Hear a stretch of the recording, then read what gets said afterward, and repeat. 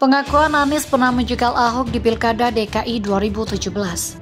Tahun 2017 lalu, waktu pemilihan gubernur, itu memang tahun politik yang membawa luka paling dalam karena warga Jakarta seperti dibenturkan hanya karena kekuasaan. Dan Anies menang karena menggunakan masjid-masjid sebagai benteng penyerangan untuk memenangkan pertandingan. Anak-anak kecil juga diprovokasi dengan nada kebencian untuk memusuhi lawan. Gerakan pengusiran terhadap sesama warga, bahkan pada waktu sholat Jumat, terjadi hanya karena beda pilihan. Pada saat Pilgub tahun 2016, kemudian tahun 2017, Pilgub DKI Jakarta, waktu itu Anies Baswedan berpasangan dengan Sandiaga Uno melawan Ahok, berpasangan dengan Jarod Saiful Hidayat. Masih ingat nggak bagaimana politik identitas itu dikembangkan oleh Anies Baswedan pada waktu itu? Entah siapa yang mendesain, yang jelas Anies Baswedan telah melakukan rasisme politik waktu itu. Ayat dan mayat di mana-mana menjadi tumpuan kampanye. Orang Islam pun yang tidak memilih Anies atau tidak bersekutu dengan Anies Baswedan katanya tidak boleh masuk masjid atau disolatkan dalam masjid kalau meninggal. Ini kan luar biasa, politik ayat dan mayat. Ya, model-model begitulah yang disebut dengan politik identitas. Politik yang sangat merusak persatuan dan kesatuan sesama anak bangsa.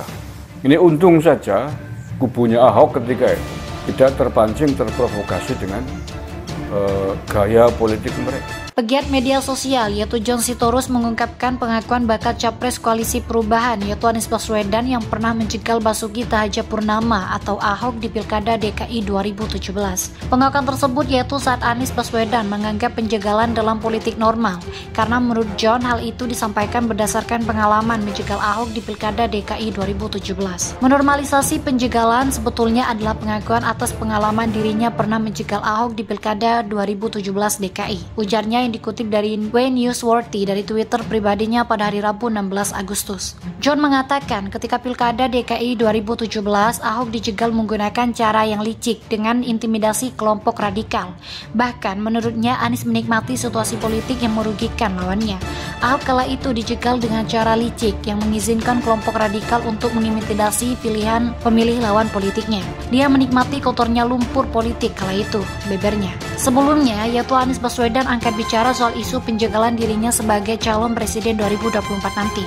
Kemungkinan itu bisa saja terjadi. Namun, menurutnya, penjegalan itu adalah hal yang biasa dalam berpolitikan. Ia sendiri tak bisa menahan jika ada pihak yang ingin menjegal maju di Pilpres 2024 nanti.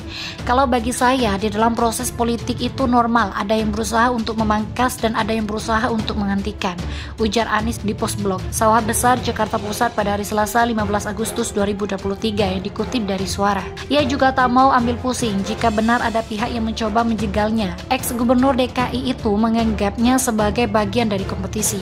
Justru saya merasa inilah bukti bahwa apa yang kita kerjakan insya Allah akan mendapatkan simpati dan kepercayaan dari masyarakat, pungkasnya. Alfamaret saja sama Indomaret kompetisi begitu kok saling mencoba menahan dan menghentikan, lanjutnya menambahkan. Kendati demikian, Anies mengaku tidak pernah merasa dijegal oleh pihak manapun, justru ia merasa mendapatkan perhatian atas proses pencalonannya sebagai presiden. Saya tidak pernah merasa dijegal dan saya juga tidak pernah merasa khawatir dengan itu semua dan tidak pernah berkeluh kesah juga, katanya.